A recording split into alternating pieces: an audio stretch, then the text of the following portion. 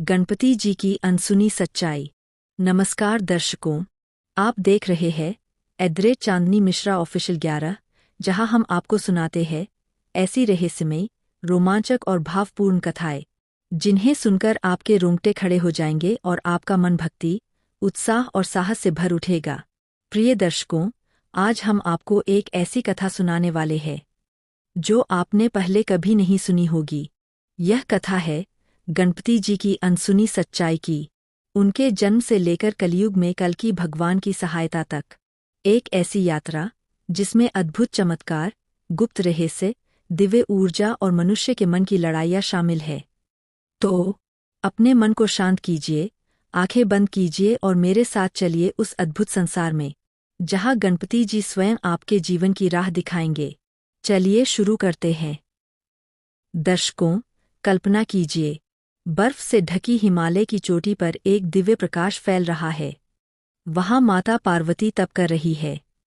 उनकी आंखों में करुणा है, उनके हृदय में ब्रह्मांड के दुख का बोझ। उन्होंने ठान लिया, एक ऐसा पुत्र जन्म दूंगी जो मनुष्य के भीतर छिपी अज्ञान, भय और भ्रम की शक्ति को दूर करेगा। प्रिय दर्शकों, क्या आपने कभी सोचा है कि एक माँ अपने प्रेम और तप से एक जीवन कैसे गढ़ती होगी? माता पार्वती ने स्नान किया, अपने शरीर से उपटन लिया, उसमें अपनी ऊर्जा, प्रेम, तप और शिवजी की दिव्यता मिलाई। फिर उन्होंने उस उपटन से एक बालक का रूप गढ़ा। जैसे ही बालक का रूप पूर्ण हुआ, दिव्य प्रकाश से उसका शरीर चमक उठा। उसके गालों पर लालिमा थी, उसकी आंखें गहरी और तेजस्वी थीं। उसके हाथों में शक्ति और चेहरा मासूमियत से भरा हुआ। उन्होंने उस बालक को देखकर कहा, तुम गणों के स्वामी बनोगे, विष्णु को हरोगे और मनुष्य की बुद्धि को प्रकाशित करोगे। दर्शकों, आप सोच रहे होंगे, क्या यह केवल एक कहानी है? नहीं, यह एक गुप्त सत्य है जिसे ऋषियों ने छुपाकर रखा ताकि समय आने पर ही दुनिया जाने। प्रिय दर्शकों, एक दिन स्वयं भगवान शिव वहां आए। उनके साथ गण, देवता और भूत प्रेत भी थे। शिवजी ने देखा, एक बालक कक्ष की रक्षा कर रहा है। शिवजी ने कहा, हच्चा, मैं अंदर जाना चाहता हूँ। गणपति ने कहा, नहीं, मेरी माता का आदेश है, बिना अनुमति कोई अंदर नहीं जा सकता। तो दर्शकों सोचिए, क्या एक बालक अपने प्राणों की परवाह किए बिना धर्म की रक्षा कर सकता है?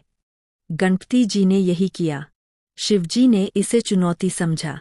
उन्होंने त्रिशूल उठाया और एक झटके में गणपति का मस्तक काट दिया। पूरा ब्रह्मांड कांप उठा। माता पार्वती विलाप करने लगीं। देवताओं में चिंता छा गई। तब महादेव को एहसास हुआ, यह कोई साधारण बालक नहीं, ब्रह्मांडीय ऊर्जा का स्वरूप है। शिवजी ने आदेश दिया, उत्तर दिशा में जो पहला जीव मिलेगा, उसका सिर लाकर इस बालक से जोड़ो। प्रिय दर्शकों, क्या आप जानते हैं वहाँ कौन था? एक विशाल हाथी, शांत, स्थिर और शक्तिशाली। उस हाथी का मस्तक लाकर गणपति से जोड़ा गया। जैसे ही सिर जुड़ा, एक दिव्य ऊर्जा ने पूरे ब्रह्मांड को रोशन कर दिया। गणपति जी जागे। उनके शरीर से प्रकाश की लहरें निकलीं। उनके माथे पर तेजस्वी चिन्ह बना। तभी देवताओं ने कहा, जय गजानन, जय विघ्नहर्ता। क्या आपने कभी सोचा है, हाथी का मस्तक केवल प्रतीक नहीं, बल्कि ब्रह्मांडीय चेतना का माध्यम था। यही चेतना आगे चलकर मनुष्य के संकटों में काम आएगी। दर्शकों, जन्म के बाद गणपति जी का पहला कार्य था असुरों से रक्षा करना। एक असुर था, मूषकासुर। उसका काम था मनुष्य के मन में भय, लालच और भ्रम फैलाना। वह सोचों को उलझा देता, रिश्तों को तोड़ता, विश्वास को कमजोर करता। जब उसका आतंक बढ़ा तो देवता चिंतित हो उठे। तब गणपति जी ने अपने वाहन मूषक को ऊर्जा तरंग में बदल दिया। दर्शकों, सोचिए, मूषक जो छोटा और साधारण लगता है, वही दिव्य ऊर्जा का वाहक बन गया। एक रात असुरों ने अपने मायाजाल से पूरी दुनिया को ढक दिया। गणपति जी ने ध्यान लगाया।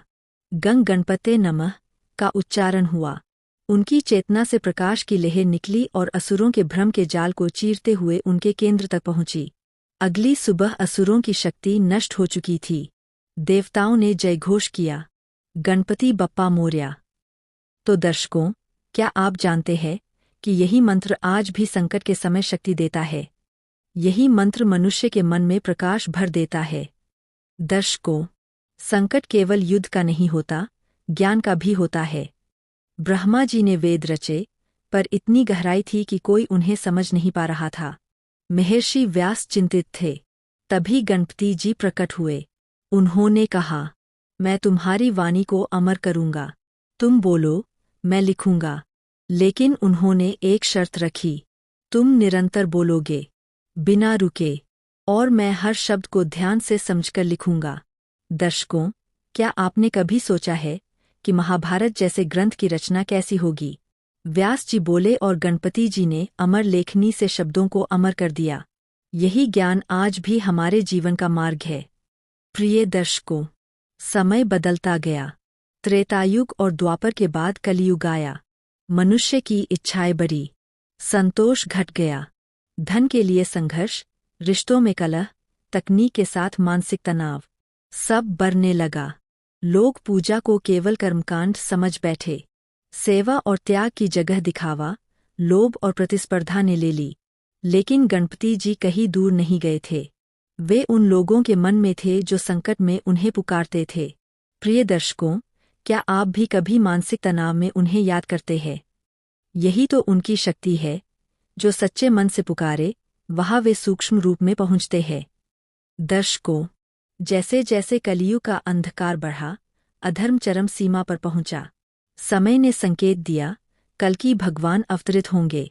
उनके साथ महापुरुष, साधक और वीर जुड़ेंगे। लेकिन बिना गणपति जी की ऊर्जा के यह कार्य अधूरा रहेगा। देवताओं ने प्रार्थना की, हे विघ्नहर्ता, आपके बिना यह कार्य असंभव है। गणपति जी ने कहा, मैं प्रत्यक्ष रूप से नहीं आऊंगा, पर जहाँ श्रद्धा होगी, सेवा होगी, आत्मबल होगा, वहाँ मेरी ऊर्जा स्वयं पहुँचेगी। दर्शकों, सोचिए, कितना अद्भुत है कि भगवान स्वयं छिपकर सेवा करते हैं, पर अपने भक्तों को कभी अकेला नहीं छोड़ते। दर्शकों, जब कल्कि भगवान अवतरित हुए, उनके साथ महान साधक और ऋषि जुड़े। युद्ध तलवार से नहीं, मन से लड़ना था। भय, मोह, संदेह, यही असली शत्रु थे। हर बार जब कोई साधक गिरता, गणपति जी उसकी चेतना में प्रवेश कर उसे संभालते। स्वप्न में वे कहते, मत डरो, धैर्य रखो, सत्य का साथ दो। दर्शकों, क्या आपने कभी स्वप्न में किसी दिव्य शक्ति का अनुभव किया है? वही गणपति जी की ऊर्जा है। गणपति जी ने साधकों से कहा, फूल चढ़ाना पूजा नहीं, सेवा करना पूजा है, ध्यान लगाना पूजा है, करुणा से भरा मन पूजा है, त्याग करना पूजा है, सत्य का मार्ग चुनना पूजा है। जो दुखी है, जो थका है, जो भ्रम में है, वह मेरा नाम लेकर ध्यान करे। मैं उसकी चेतना में प्रवेश कर उसे ऊर्जा दूंगा। जो सेवा करेगा, मैं उसके साथ रहूंगा। जो सत्य का साथ देगा, मैं उसका मार्गदर्शन करूंगा। तो दर्शकों, क्या आप तैयार हैं इस सेवा के मार्ग पर चलने के लिए? प्रिय दर्शकों, यह थी गणपति जी की अनसुनी सच्चाई, उनके जन्म से लेकर कलियुग में कल्कि भगवान की सहायता तक। वे केवल पूजा के देवता नहीं, ब्रह्मांड की ऊर्जा के स्वामी हैं। वे संकट में हमारी रक्षा करते हैं, ज्ञान में हमारा मार्गदर्शन करते हैं, और सेवा में हमारी आत्मा को जागृत करते हैं। अगर आप जीवन में विघ्नों से मुक्त होना चाहते हैं, तो पूजा केवल अनुष्ठान नहीं, सेवा और सत्य का मार्ग अपनाइए। यही गणपति जी की असली आराधना है। अगर आपको यह कथा पसंद आई हो तो वीडियो को लाइक करें, शेयर करें और हमारे चैनल @ चांदनी मिश्रा ऑफिशियल 11 को सब्सक्राइब करें। जय गणपति बप्पा मोरया।